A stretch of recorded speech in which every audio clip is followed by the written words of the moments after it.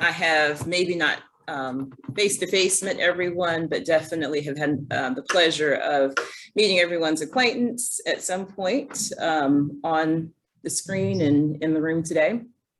I am supporting Greenville Mentoring Collaborative, have been a part of really the beginnings of the collaborative, along with Mark and a couple of other young ladies, about 4 years ago. And the dream was to create the structure so that we were collaboratively working as a community to ensure that all youth in our community have the support that they need. And one of the aspects of our work kind of moving into the future is that organizations have the capacity that they need as organizations to support mentors and to support the youth in their programs, and also that funding is available for those organizations. So we will be working specifically on those two areas that have been barriers for some organizations in the past, to ensure that we continue to have the strong village and that we strengthen that village over the years to come. So with that, I'm going to invite Sierra and Brandon to share with us about some training that they have created that is available to us because you are all part of the Mentoring Collaborative. We're going to talk a little bit more about how we're going to formalize that partnership, but there's also some opportunity for you to possibly even use what they've created and really kind of tailor it to better meet or best meet the needs of your organization. So Sierra and Brandon, it's on you. And I will, which direction do you? You're behind me. I'm just No, I'm fine because it's gonna be a PowerPoint, so I think if everybody can hear me. I'll just go ahead and get started while she's trying to pull up the PowerPoint. But one of the things that I think everybody in the room, clearly we're passionate about mentoring and about mentorship. I think also there are two issues that come down to mentoring. Number one is finding qualified mentors that you feel can aid whatever mission that you have. Everybody in here has different things that we're a part of or that we believe in. And so we know that you can't really do that by yourself. And so you need dedicated people that say, hey, I want to not only grab a hold of the vision, but maybe run with it and take it further and help grow whatever initiatives that we're doing. So it takes people to do that. So finding qualified mentors is, as I've heard, is a challenge for a lot of people, right?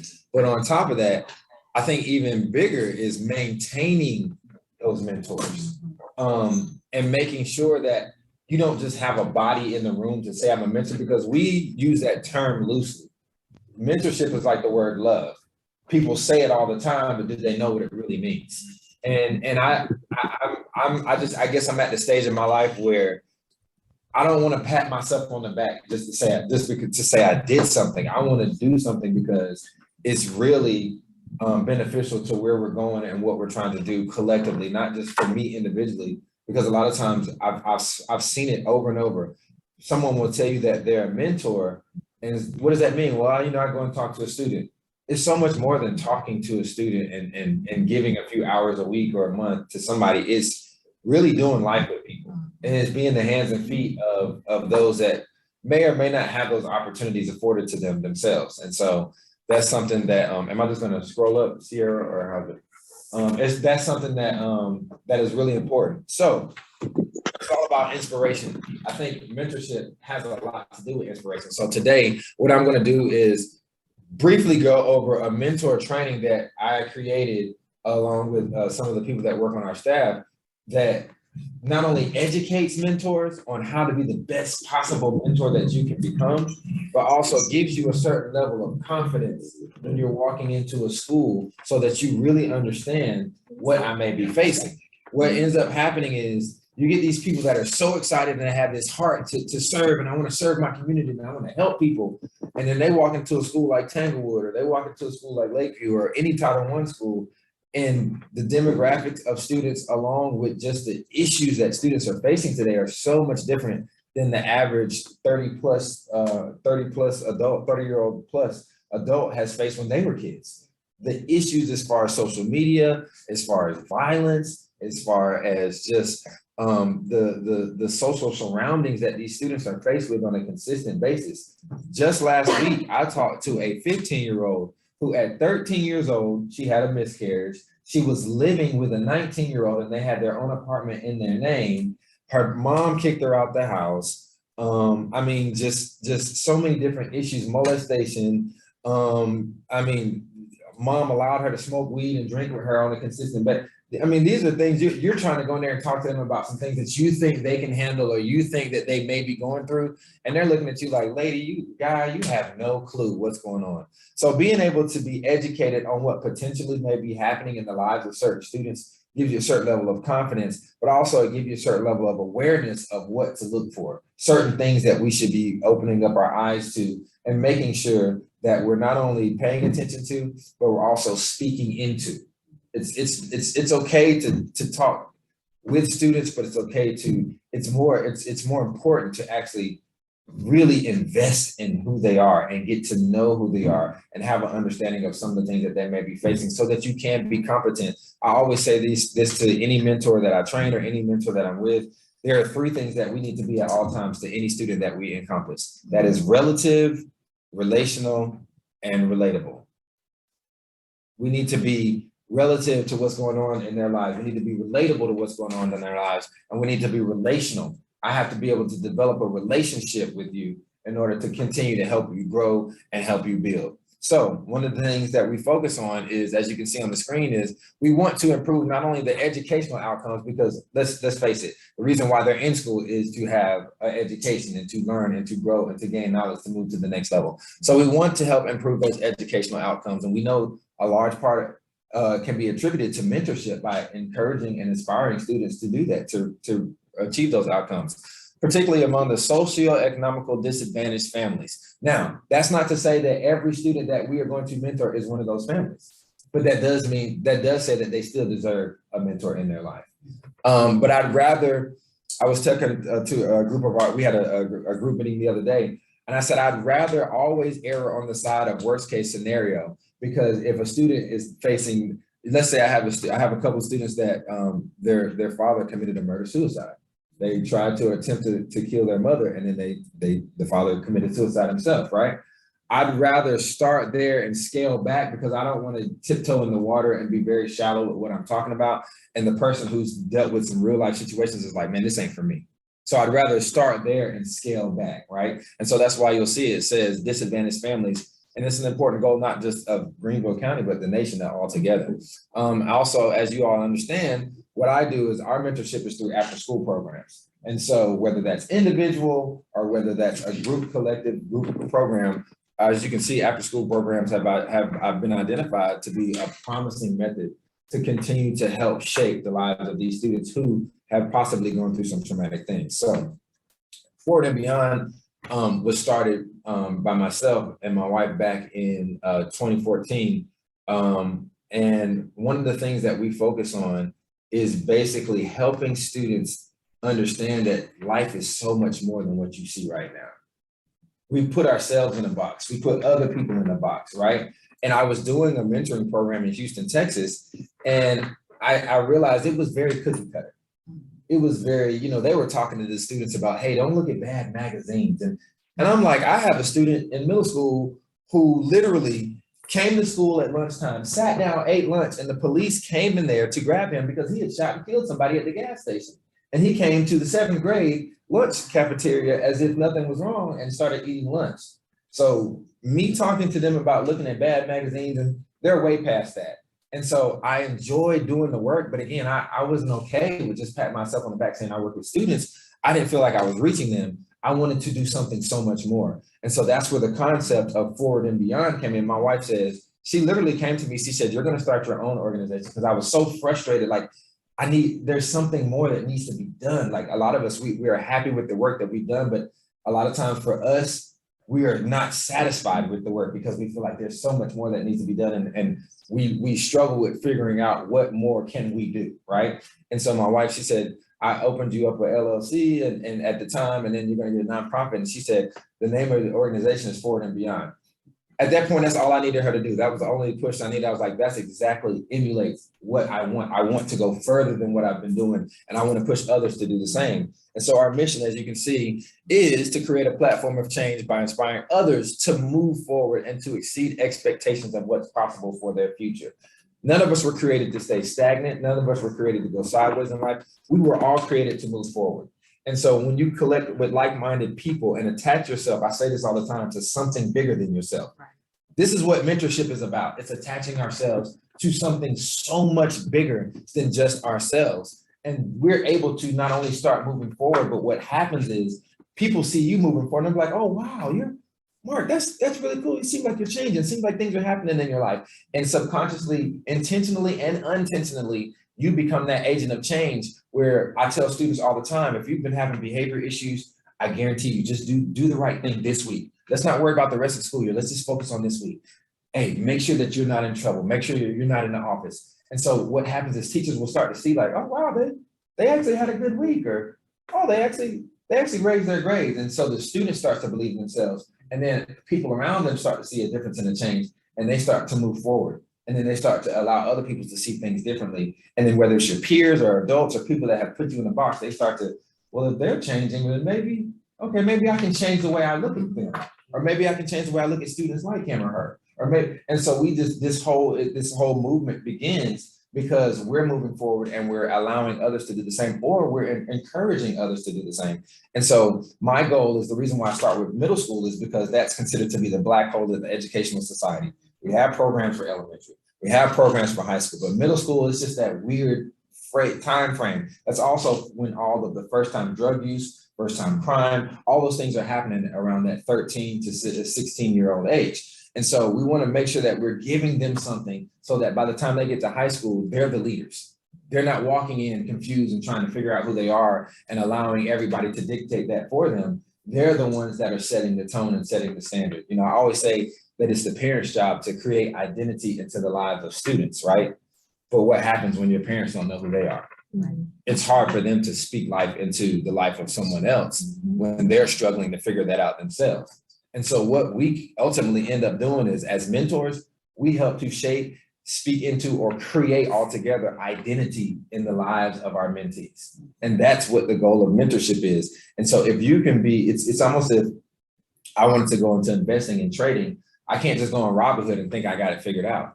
You would need to possibly invest in yourself so that you can be the best trader, or hopefully make the least amount of mistakes as possible so you don't lose money and things like that. Or any profession. I know even if I wanted to be a mechanic, I'm not going to get up under my hood right now and try to fix anything.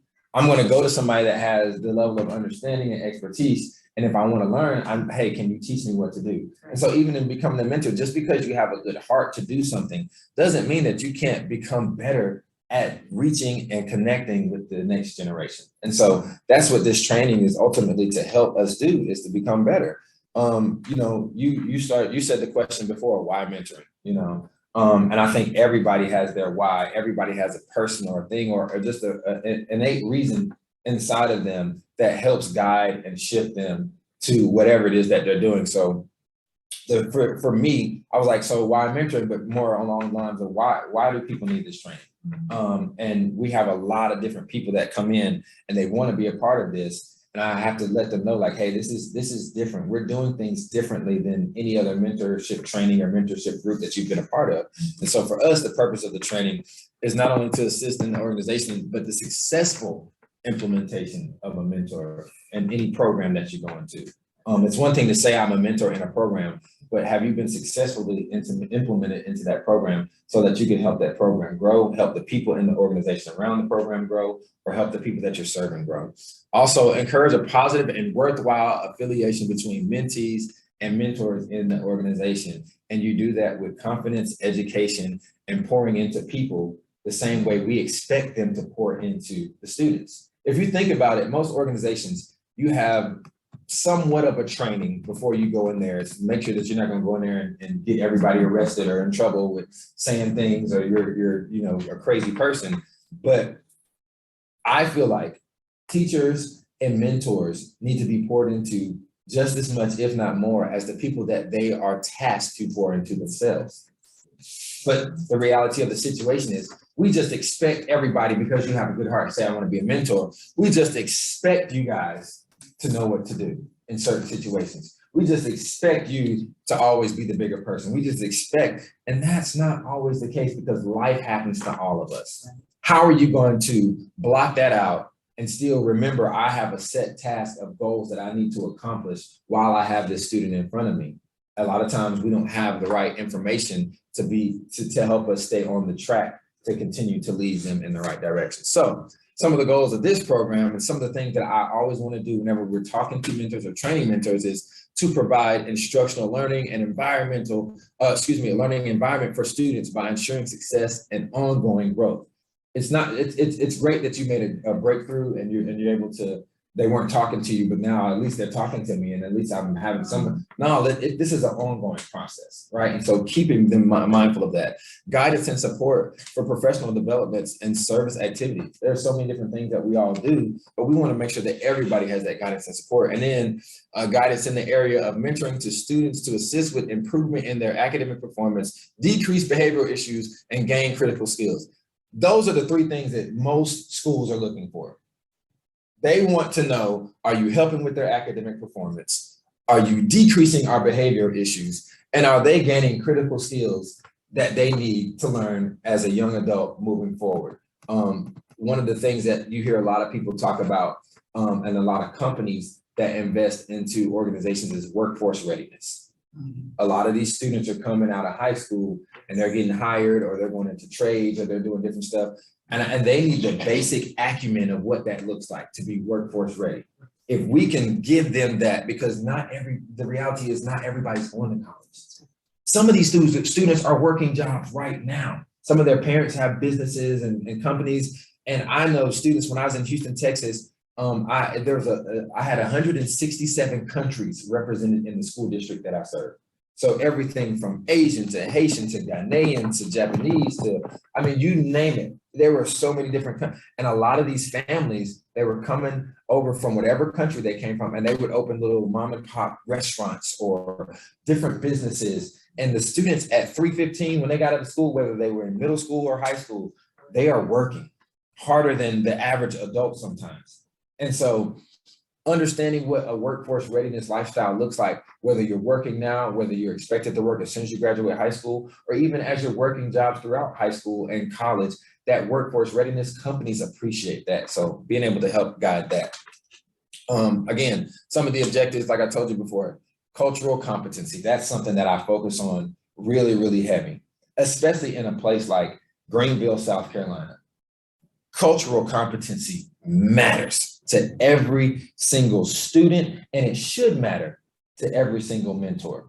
Because the reality of the situation is, yes, we have certain organizations that deal with only African-American men or women or boys or girls, but at the end of the day, there are so many different people that want to mentor, but they feel, well, they only focus on this. I'm not qualified to mentor somebody that looks like that. Or I'm not qualified to talk to somebody that has a program only dealing with this demographic. We want to help everybody feel like you're qualified under the level of cultural competency. We talk about our implicit biases. We talk about so many different things, complicit bias, everything you can think of, because no matter what, if you have a heart to serve, then I don't want you to have an excuse to say, well, I don't feel like I fit into the mold of mentoring this student, right? We're going to give you some information to help you be culturally competent. And even if you're walking into a school and you don't know who you're going to mentor, it's a surprise to who you may get. That cultural competency piece will help you with a certain level of confidence and understanding and empathy that you may not have had before that will ultimately help you become a better mentor. Also, working with students, poverty and color. Again, cultural competency ties into that, because cultural competency for me wasn't just because I'm a Black man and I mentored a white student. Cultural competency for me was, I'm a Black man and I thought this was a Black student, but she's really Nigerian. And I had no understanding of the culture. I didn't understand when it came to the foods of them eating dodo and moi moi and jollof rice and all that stuff, what that meant. But once I did get an understanding of that, there was a connectivity, like, you know about jollof rice, you know about the, I was able to speak certain things and talk to certain things. So cultural competency is so much bigger than just working with students of color or somebody that's a different race of yours. But in saying that, we want to make sure that we address working with students of poverty and students of color, because that is a real thing. And we can't be blind to that as well. Also, provide a strategy for addressing adverse childhood experiences. Now, Sinead is an expert when it comes to this. And here's the thing: when I'm doing these trainings, I'm not trying to make you a semi-counselor. That's not our goal. But our goal is to have a level of understanding of what those experiences look like, to the extent of even how that's affected us as adults and how we become a mentor, or why we even want to become a mentor, or some of the things that we've been through and experienced ourselves. And provide strategies for addressing trauma.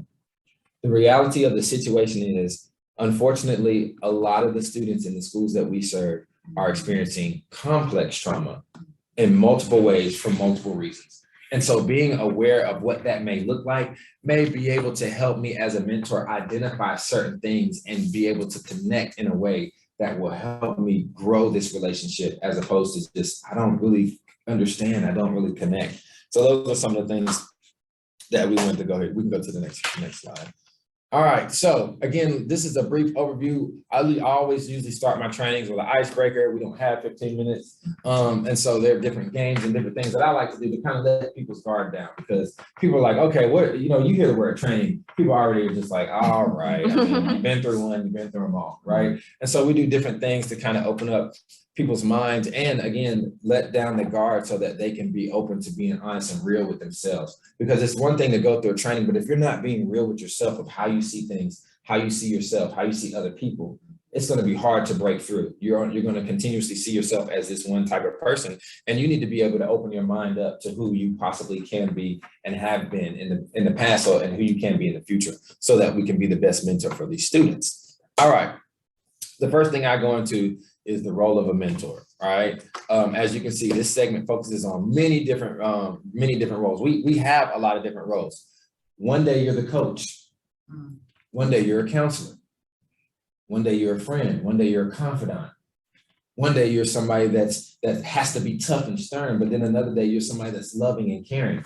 There's so many different roles that a mentor can play depending on the relationship of the student.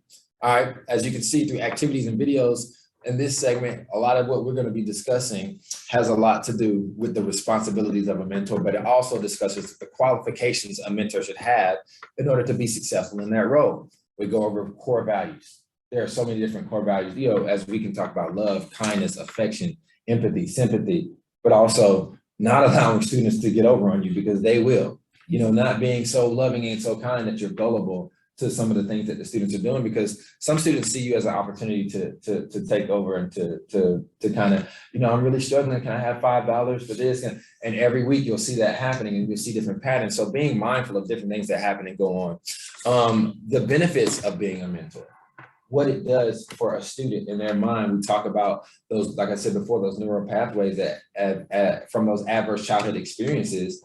When I was in my positive youth development training, it was basically saying, when a student has gone through so much trauma, it's like a path in the woods. You know how you just walk through the woods and there's a path that's naturally there. And that's how they see certain things, or their minds begin to shape based on the trauma that they've been through. That fight or flight, that amygdala is constantly, it's always something. Some students go home after school and it's like, what now? I'm nervous, I'm anxious. There's so many different things going on, but because of us coming in and providing positive outlooks on life and positive experiences with these students, what happens is we start to create a new pathway through the woods. And the more we spend time with them, the more we mentor with them, the more we talk with them, you'll see that the benefits of being a mentor creates a totally new path. And that other path that they had been going on, the grass starts to grow back on there and it fills up, because this new path is what they're doing. And so we talk about the benefits of being a mentor. We talk about the purpose and the description in and of itself. Like, what does this look like? What does this entail? And depending on the organization that you're with, depending on the school that you're in, that could be different, but we want to give you different scenarios. Trust and relationship building. Now, this is so key in becoming a mentor of any kind, whether this is key in relationships altogether, whether you're an adult, whether you're building relationships with other adults, or you're trying to build relationships with your own kids or kids that are not related to you. Trust and relationship building is very, very important. So we talk about in this segment just the relationship between the mentor and the mentee, and give examples of why not only youth need a mentor, but they need to trust the mentors that they do have. and you need to be able to trust your mentee, you know? And so establishing what that looks like. And so one of the things that we do is we'll do a role play. You know, if I was doing an in-person training, because a lot of people are like, hey, what do I do when this happens? What do I do if a student says this? How do I respond if I'm in this type of scenario? So we give different situations and scenarios of things that has actually happened, or people will ask questions as, well, what if it's something that may have not happened yet, but how would I respond to that? And so we talk about that. Also, as you can see, videos, and then we have a lot of different videos of students themselves talking. We interviewed different students and talked about their life. We talked about, hey, what happens when this goes on in your life, and how does that make you feel, right? And then we'll have small group activities, basically where we'll come together as mentors and talk about these different things ourselves. I like to do group mentor trainings because it just helps everybody kind of bring different ideas to the table. All right, cultural competency. That's another thing that we talk about. Can everybody hear me? I think they can. Can everybody hear me online? Yes, thank you. Yeah. I just want to make sure I didn't lose you. All right, cultural competency. Now, I'm going to go ahead and read this because I like what this says. Because mentoring programs include a diverse population, the cultural competency section of this training is both important and thought-provoking. I want you to think. I want my mentors to think. I don't want everybody to come in and feel like they have it all figured out. And I also want to think outside of the box. I want all of us to be mindful. Again, for me, when I'm talking about cultural competency, my first initial reaction was me being able to connect to a student that looked nothing like me. But I had multiple students that looked exactly like me, and I was not culturally competent whatsoever to the things that they experienced. Whether it's a Haitian student, whether it's a Nigerian student, there's so many different things that I didn't even have an understanding of what Chinese New Year was until I started working with different students. And I seen them excited, and I seen the parades going down the street. And so I had to ask, what's going on? You know, we hear the word quinceañera all the time, but have you ever been to one? Do you know what happens? We hear about mitzvahs all the time. And so being culturally competent, that allows you the ability to connect with a student on a level that the average person is not going to connect on, because you have an interest in who they are outside of what you need from them. Most mentors, or people in general, or adults, when it comes to students, they see them how they need them. People see you how they need you. They don't really see you for who you are. They don't really see you for what you carry. They don't really see you for what you bring to the table. But if you take the time to stop looking at people for what you need from them and gain knowledge of just who they are and how you can connect and become a better person because of them, then that makes a big difference. So this section provides an introduction of the concept of cultural competency, which is something I feel like we don't talk about in schools enough in general. I mean, I was talking with Dr. Anderson, and he was like, hey, I feel like some of our teachers need this training, you know, just to have a level of cultural competency with the students. And so just being aware of that concept. And then so as you can see, we give an overview of the definition of cultural competency, not your own definition of it, but the actual definition of it. What is cultural competency? How to realize your own areas of strengths and challenges. Because some of it, we're like, hey, I love everybody. I treat everybody with respect. But then we start talking about biases and different things, and you realize, like, I didn't think I had a bias when it came to that. I didn't realize that. And the reality of the situation is we all have biases. We all have them, whether we want to acknowledge it or not. And so just being mindful of that, especially when we're dealing with our youth, that can help us grow, not only to become a better mentor, but to become a better person just for ourselves. And then steps to moving towards cultural competency. I was even talking with Elizabeth Zaricchio. She's over, she has an organization where she deals with gay, trans, queer, all these students who have different issues, and she counsels with them, the students that have the suicidal ideations, because whether we want to understand it or know it or not, regardless of our religious beliefs and backgrounds, they have a large portion of suicidal ideations in the schools because of the lack of acceptance or being understanding, or people even having the desire to talk or mentor them. There are people that say, I don't want to mentor a student who identifies as this or identifies as that. So being able to understand that My job, for me personally, my job is to love everybody. I have a mandate by God to love everybody, and he'll figure everything else out, because that's what he does. He created everybody, so he loves everybody. So having a level of understanding, even a cultural competency as it relates to the students that live an alternative lifestyle that I would never live, they deserve a mentor too, and they deserve guidance too, and they deserve understanding. And that's a really big issue. I noticed it was a big issue in Texas, and I'm starting to see it more and more here. As it relates to students that live an alternative lifestyle and just the different things that they face on a consistent basis. And so being culturally competent as it relates to them and their lifestyle as well has a lot to do with being able to grow your program and grow your mentors. All right, working with underserved students. I think that's what we all do. I think all of us work with underserved students. And so just giving different tools in order to help you be successful, what to look out for. Participants will be provided with an understanding of different case studies that we've looked at, group discussions, again, and activities that create awareness and the characteristics of this population and their unique needs. I think we all work, again, if you work in a Title I school, you work with underserved students, because they're all pretty much 90% or 100% on free and reduced lunch, right? And so what does that mean, working with an underserved student? How do I address? How do I talk? How do I make them feel? Do I point out certain things that are going to make them feel worse? Or do I point out certain things that are going to ultimately build confidence in them and give that perseverance, that grit, that tenacity, so that they can identify who they are outside of their current circumstance? That's what it's all about.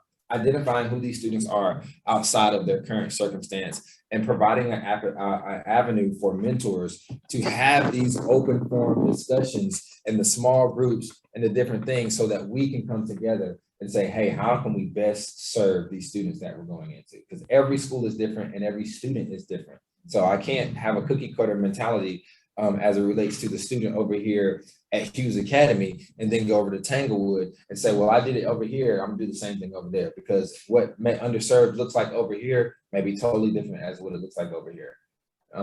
There are students at Hughes Academy that get picked up in a G-Wagon, and then there are students that are identified as homeless. And so how am I going to talk to the underserved student right here who associates with students and they see them on a consistent basis with their parents with a nice homes and nice cars, and then I go over to a school such as Tanglewood, and a lot of the students, they see the same thing over and over and over. And so their mindset of what's possible is different than what I see at Hughes, because Hughes, at least I see something's possible. I have a connectivity to it, but over here, I don't see that at all. So how is that going to work?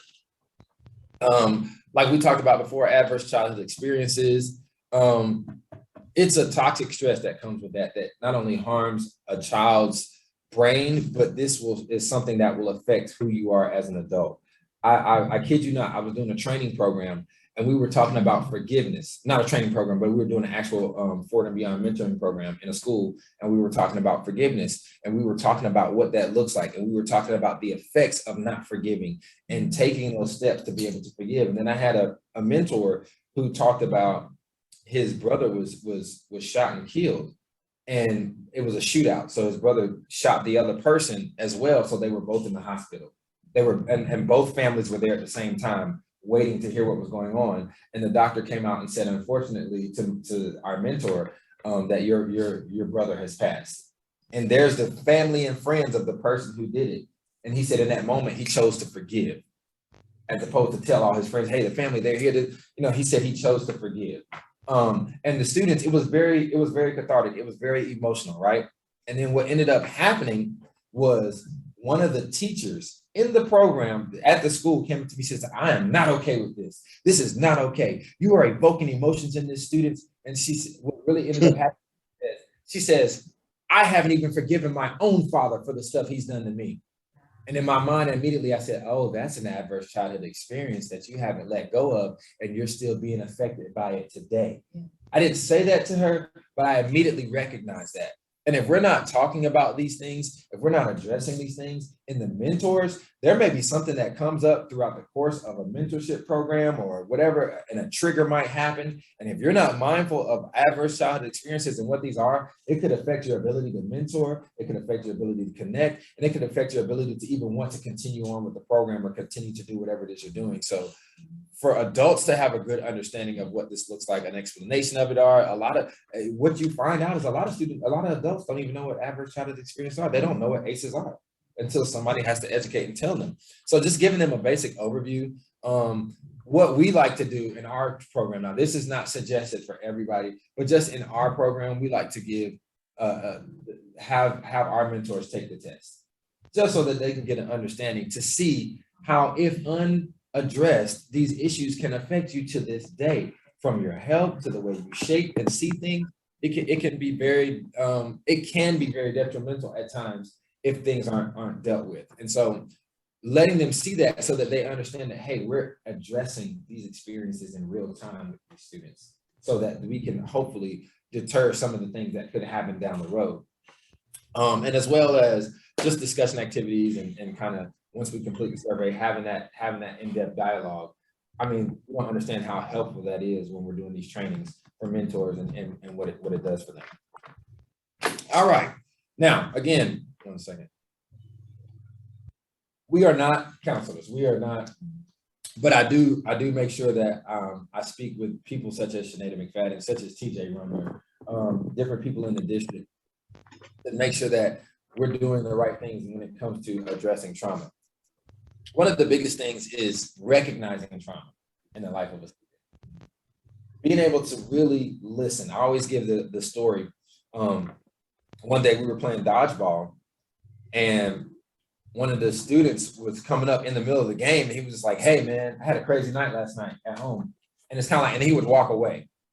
And it's kind of like, okay, like, you know, in your mind, like, oh man, Johnny's crazy. What's wrong with him? You know what I'm saying? And he comes back up again. He's like, man, like, no, it got really crazy. Like, my dad did some stuff that was unbelievable, you know? And it's kind of like, this is in the middle of a dodgeball game. So it's like, he's ducking and dodging, and he's like rolling over to me and then saying stuff and then going back and throwing the ball. And like, am I crazy? Or is he, you know, you question your sanity for a second, right? And then he came back over there one more time, and that's like, I have to stop. Let's go outside.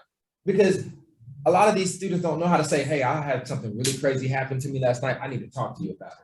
So being able to recognize, like, wait a minute, something's going on. Something's happening, and he wants to talk about it, but he doesn't know how to say that, right? And so being able to recognize different things, different cues, different signs that students give you to talk about trauma or to talk about some of the things that are going on. I mean, we've had students tell us everything from molestation from family members to murders, to things that they've witnessed, to so many different things, and they don't know that that's not normal, or they don't know what it is. And so just being able to understand, like, that's trauma, and their behavior is a sign of trauma.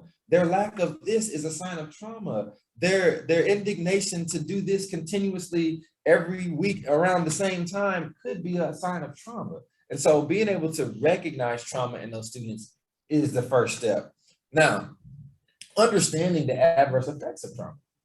I'm not coming to school because I don't want to be here and go to sleep in first room every day. It's because I go home and my mom is on drugs and I didn't eat last night, right? And so I don't want to talk. I don't want to connect. I don't want to communicate because I have so many different things happening, right? Or I'm very angry and frustrated with the world because I can't take it out at home because it gets taken out on me. So I come and fight everybody at school.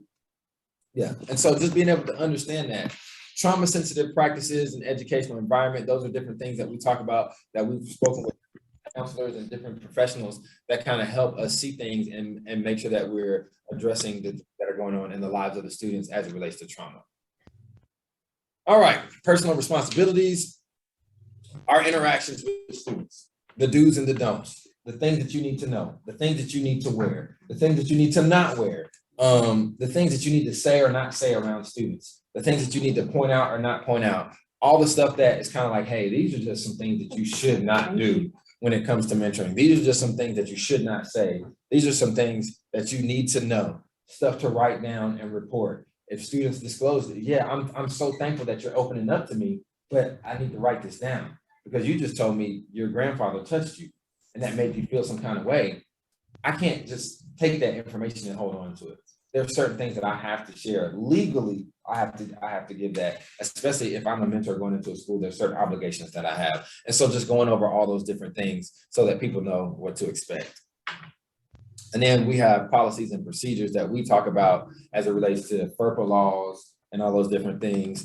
Again, mandated reporting instructions, and sport questionable behavior, not just from students, but if you see different parents, because sometimes in our programs, a parent that can't get in contact with their child or whatever, they'll come to the school and try to connect and do different things. And so we always are mindful of what's going on around us as well.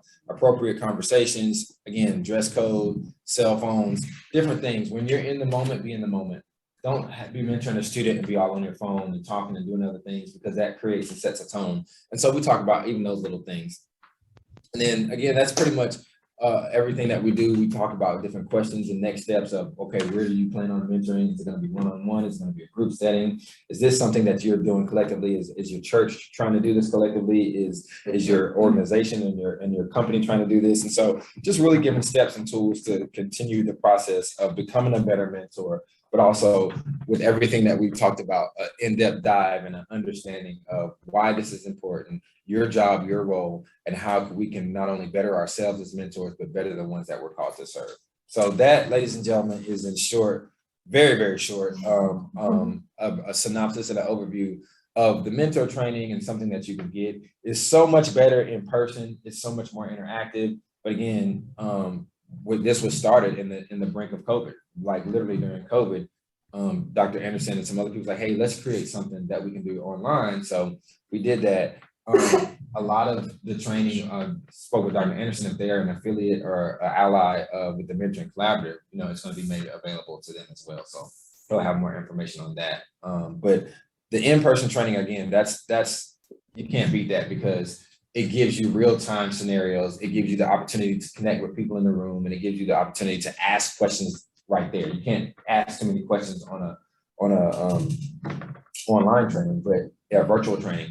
But in person, this is something that really is helpful to people that are able to kind of go through this, and then they leave with a better, not only knowledge and understanding, but a confidence walking into whatever school they're going into or whatever mentorship program that they're walking into.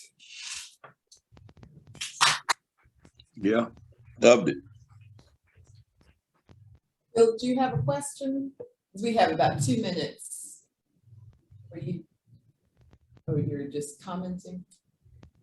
Oh, you was talking to me? Yes, sir. I was asking. Okay. I say I love the presentation. At some point, Brandon, we got to get you to come out and get the same presentation to a group of ex-offenders, mentors that we're putting together, man. I love it. Dynamite. You did on point with everything. I'd be honored to, man. I really would. Thank you, sir. So I'm glad to, Bill, that you made that comment, because that's what the collaborative is all about. This is about sharing resources. I really appreciate, Brandon, that while you were talking, you called out the people who have who specialize in some of these areas, like Sinead. Of course, we had Natalie Patterson, who presented a couple of meetings back, Emily Williams, who gave our first ACEs training about 2 or 3 years ago. So we have a lot of experts in our collaborative who we have to remember that they are here. We're here together so that we can utilize each other to continue to improve what we're doing. And again, I appreciate you calling us to not be stagnant in what we're doing, because as we all know, we have to have a growth mindset, because the world is continuing to change as we go on. And I have to go to my kids and ask them questions all the time, because I have no idea what's going on sometimes. You always have to keep a teachable spirit. Oh, absolutely, a growth mindset. And so I appreciate this, because the same things that we want from our mentors are the things that we have to do as mentoring organizations or leaders of mentoring organizations. We have to have that growth mindset. We have to be relational. We have to utilize resources that are around us. And I love the story that you gave about your wife. Your wife, in relationship with you, knew exactly how she could support you in helping to bring this vision to alive. So that was excellent. Thank you again for sharing. Are there any other questions for Brandon at this point? So there will be a link. Because it's gonna be in connection with Mentoring Collaborative. I think that's what Dr. Anderson said. He said we're gonna make it available to partners of, I don't know if it's gonna be a link that they're gonna give to the website, because they're putting it together on what is it, Thinkific platform. It's gonna be on a Thinkific platform. Yeah, I never heard of that either. And those are people that are smarter than me. Look, There you go. Go and ask one of the young people you know in your life. but here's the thing, I'll make sure that I get with Dr. Anderson, because he was talking about us getting reviewed to make sure that partners of this for a certain amount of time will have that training available. Excellent. Well, while we're talking on the note of partners, so Bill and I have been working on a project for the past couple of months to make sure that we address one of these issues that we've had in our community for as long as I have been a part of the mentoring space we have had around not having enough resources for our young Black male youth in particular. And so Bill has kind of been spearheading, trying to identify adult Black men, because we also always hear that we don't have enough adult Black men who are mentoring, and have been really trying to identify opportunities to connect, to create that network, and to build and grow it. And so one of the ideas is to have a cookout. Of course, I love having Bill, because Bill backs me up and says, look, you can't call it a summit. You can't do it the way that you would typically do things. Let's do it way that I know that it will speak to the men that you're trying to reach out to. So Bill, if you want to share just a little bit about what has been kind of planned up to this point. It's still in the planning stages. So please do offer recommendations, suggestions on what you would like to see in this kind of kickoff event on August 20th. Yeah. What we're doing, we're trying to got a campaign basically to get more African American male mentors to address the lack of mentors in the African American community. That's no secret there. The event that we've got planned for August the 20th is going to be at Circle of Friends over here in Belle Meade. And basically, we just need all the participants in the collaborative to try to spread the word, talk about it in your own on your own platforms, and just try to help us get more Black males out to be mentors in the greater Greenville area. And that's basically what it is.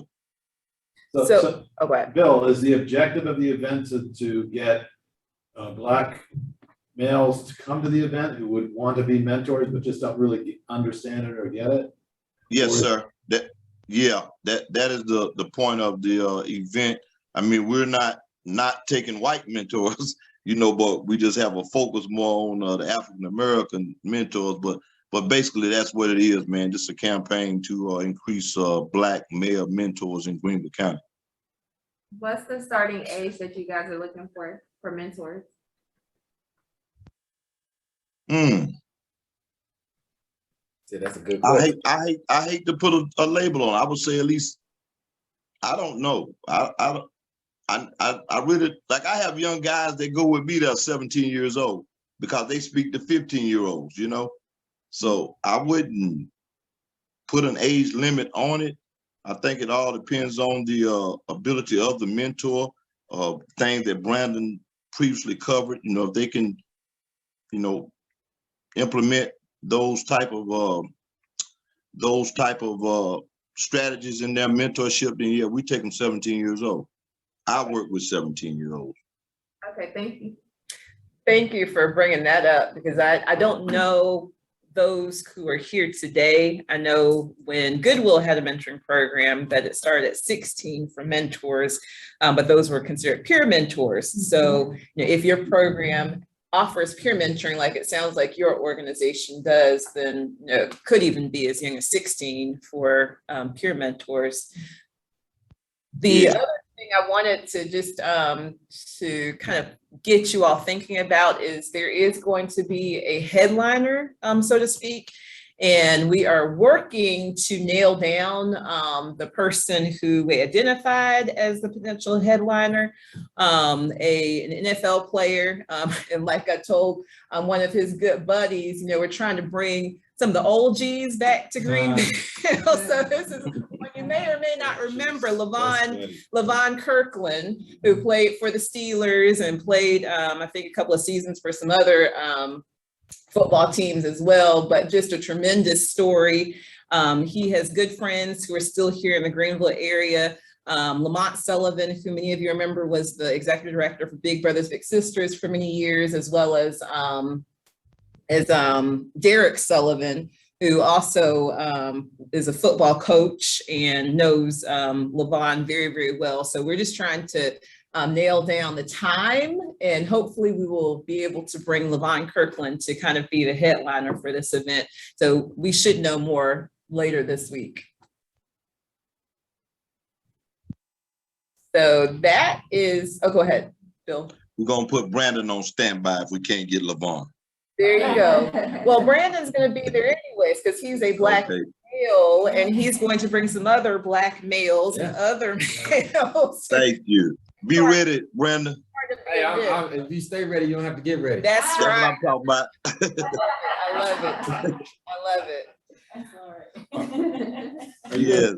You're gonna create a social media post? Because a lot of people can, the easiest way for them to do it is to share a social media post about the event, Bill.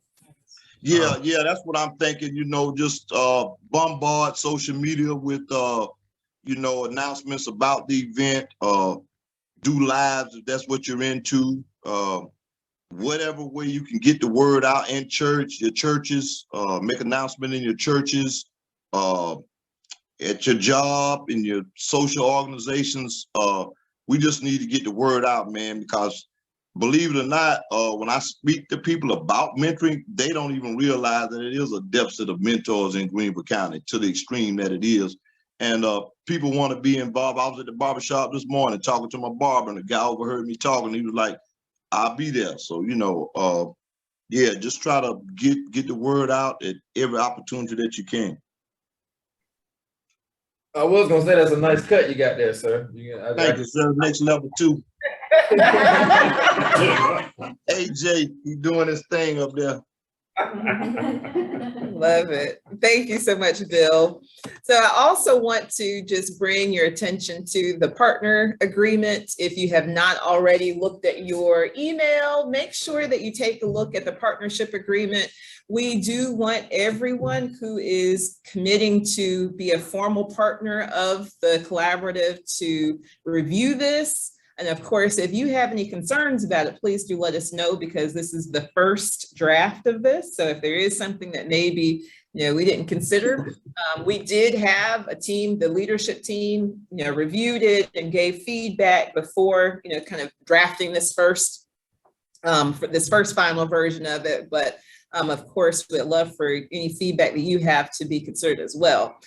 This is just saying that as a collaborative member, that you agree to the shared goals, values, and practices, and it outlines those goals, values, and practices. And so common goals, we want to achieve a year-over-year increase in the number of mentors serving Greenville each year. We want to convene ourselves to promote shared learning, to collaborate, to implement strategies to address the mentoring gap that we have in our community. We want to expand the capacity of organizations and systems to ensure sustainable mentoring programs by providing training and additional resources. Our common values, and these are also on our website. So if you haven't gone to greenvillementoring.org, make sure you go there and help to spread the word about that. We move at the speed of trust. We talked about that, or you talked about that, Brandon, that until we have that relationship built, there's not a whole lot that we're going to be able to do that's transformative. So we start by building trust, by realizing that authentic relationships have transformative power. Each partner agrees and seeks to advance the following values: active engagement, bold leadership, meaning committing to authentic and transformative relationships with collaborative members and the larger community, and collective impact. So we are committing to advancing equity for all Greenville youth by learning together, by working together, by integrating our actions to achieve systems level change. So then there's a list of the things that the partners agree to, and then a list of things that the Greenville Mentoring Collaborative agrees to do. So if you are in agreement with those things, if you will, please just send me your signed partnership agreement, and we would greatly appreciate having that on file. Okay, yep, I sure will. All right, so the last thing I wanted to do, it's 10:25. I want to open up for others who are on the call to be able to share announcements. I see that Jocelyn is here with us. So Jocelyn, if you have any updates about the director position that you can provide to us, and then other organizations are here, if you will come after that. Good morning, you all. I'm going to leave my camera off because I had braces put on yesterday and my whole face hurts. But can you all hear me? Yes. Yes, ma'am. Okay, so just to update on the Mentor Director Road, it was posted a few weeks ago. We had numerous applicants. We screened out those that were not qualified and gave priority to the ones that are local. HR has multiple phone interviews for this particular position. At the end of the week, though, we do plan to narrow it down to 2 to 3 candidates. And then also next week, we'll reach out to the collaborative leadership to get a best date for final interviews. Our goal is to have this position filled. The person starting at the end of July or the beginning of August. I do know we have at least 2 more people before we actually narrow it down to the 2 to 3 candidates. So we got a huge response on that particular role. They are aware that it's part-time, and they are aware that, it's going to require a lot of, footwork. So whoever it is, they are well knowledge. We gave them thank you. I'm sorry. We gave them we didn't hold back on letting them know how, important this role is and how busy it will and can be. So again, we look to have the candidate, and start date would be at the end of July or the beginning of August. Thank you, Jocelyn. Are there any So questions? when was it posted and when did it close? Because I didn't even know that they were still working on it. I didn't know. Well, it posted almost 3 weeks ago now. This week, I'm pretty sure that they'll be closing it out though, because like I said, we have numerous applicants. So.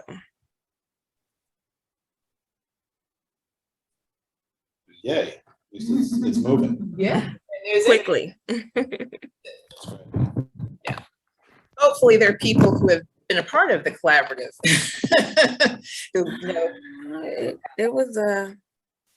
It was an interesting list. I will say there was people from out of state, people all over South Carolina applying as well. So like I say, that we are giving first priority though to our locals, people who are familiar with the area. Excellent. Thank you, Jocelyn. Welcome. Anything else from the United Way or On Track side? I'm sorry, were you talking to me? Yes, ma'am. Okay, what did you say? I'm sorry, it went in and out. Okay, are there any other announcements from the On Track side of the house or from United Way that we should be aware of? Okay. That was it. Thank you. You're very welcome. Heal quickly. Thank you. All right. So on 9, are there any other announcements that we should be aware of? Yeah, I want to talk about Reach Greenville. They're having their annual gala on August the 4th. They are currently selling corporate and group tables. Please go online to Reach Greenville. Check it out. If you buy a corporate table, that would be great. Not get a group table. If not, get your individual ticket. And we look to see you. I want to say it's at the Hilton or the Hyatt. It's going to be a nice affair. It's going to be like dress up with sneakers. So, it's going to be a fun thing for the students. And just like everybody to participate and spread the word about that in your churches, social media, your jobs, everywhere. I'm sorry, what's the website? Reach Greenville. Reach GBL, I want to say. It is, yeah. gmail.org. And the date for that? August 4th. Look at it for me, please. If I try to look at it, I'm gonna lose y'all.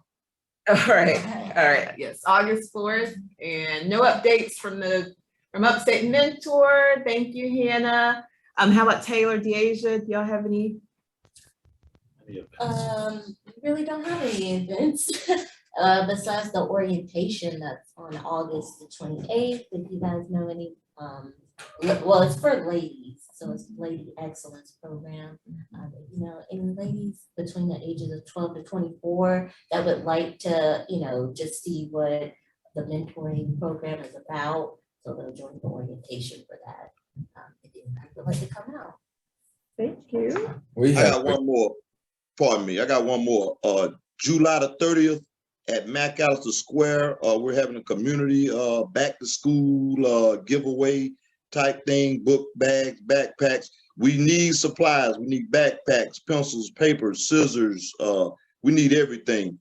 If you can't come out on July the 30th to McAllister Square, you can reach me or you can reach Pastor Long at Rock Hill Baptist Church #2, and we'll get them from you. You can call me 864-626-2259, and I will pick up. What organization is that you're referencing now? Is that? I got involved with this with Pastor Matthew Long over at Rock Hill #2 Baptist Church. I don't know what organization is spearheading, probably his church, but there are organizations that are collaborating in getting up school supplies and coming out and making different presentations and bringing their information. And if anybody at the table wants to come, bring your information about your mentoring programs, please come and set up and bring some book bags and pencils and papers and stuff with you. The United Way is also having a book bag giveaway. I don't remember the date, but I'm going to send the flyer to you. Mm-hmm. It was announced yesterday at a foster parent Mm-hmm. meeting, and I saw the flyer, but I didn't really notice it. But I'll have them email it to me and I'll send it to you, Alicia, and you can add that to everybody else's knowledge of where to get book bags for their kids. Thank you. Cool. And then on the note of Pastor Long, he's not able to be here with us because of another United Way meeting that he's actually in. I think today's the last day of that. But he did actually connect us with a grant for the events, the back to school event. So I'm working on submitting the information to be able to get that grant to support the upcoming men's event on August 20th. I apologize, Brandon. oh no, I was gonna say it's early, but we're having our gala November 4th at the Avenue downtown. I'll have more information. We'll have all that stuff. Fundraising. Swanky. Fundraising, yeah. Okay, I've never been to that. Yeah, it's gonna be nice. It's inside, outside, rooftop. We did our first one at Zen and had almost 400 people there. So Wow. we're Major. gonna try to do it big this time. I mean, the first one was big. We had multiple bands, we had masseuses, we had live painters, we had ice sculpture, we did it big. So I got to get your number, Brenda. yes, sir. Yes, sir. You want to be my mentor? I heard you always answer the phone, so. All right. And I also wanted to announce, I'm working on another event. It'll be August 3rd. This is a youth-led event. So I am supporting youth who are doing this event. It's Youth for Justice. It's, Cool. it's the first of an annual forum titled,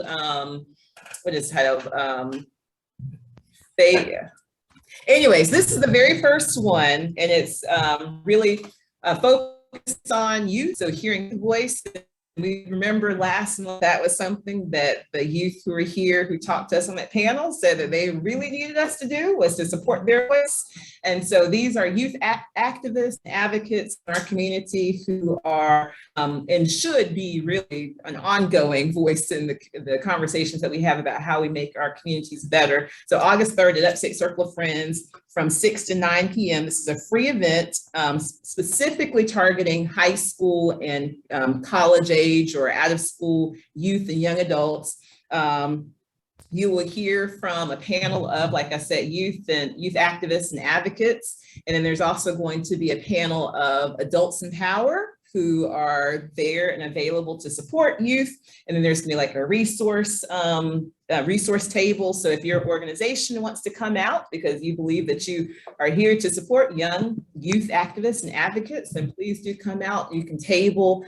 We have food catered by Swamp Rabbit Cafe, and Jenny's Ice Cream is donating ice cream. So it'll be great food and should be good times hearing from young people about what is important and how we address the issues we have in our community. August 3rd, Wednesday, August 3rd at Upstate Circle of Friends from 6 to 9. Anything else for the greater good? All right, well, I'm gonna. George have been busy over there upstate. George and Dolores are amazing. So if you need a spot for hosting something, reach out to George and Dolores. They would be happy, more than happy to host your next event. I do need to give a shout out to my wonderful 13-year-old daughter who made muffins for everybody who are here. So next time, she is a little baker. Is so funny because you talk about like the gifts that you see in children. When she was 4 or 5 years old, she loved the Food Network and she would watch like Chopped and all those other Food Network shows. And she would want to have chop challenges in our house. Well, the chop challenges were not good. We had to suffer. No pain, no gain. Tasty food. But today at 13 years old, she is the best cook in the house. Oh, wow. So, yes, her banana chocolate chip muffins are here for you all. All right, meeting over.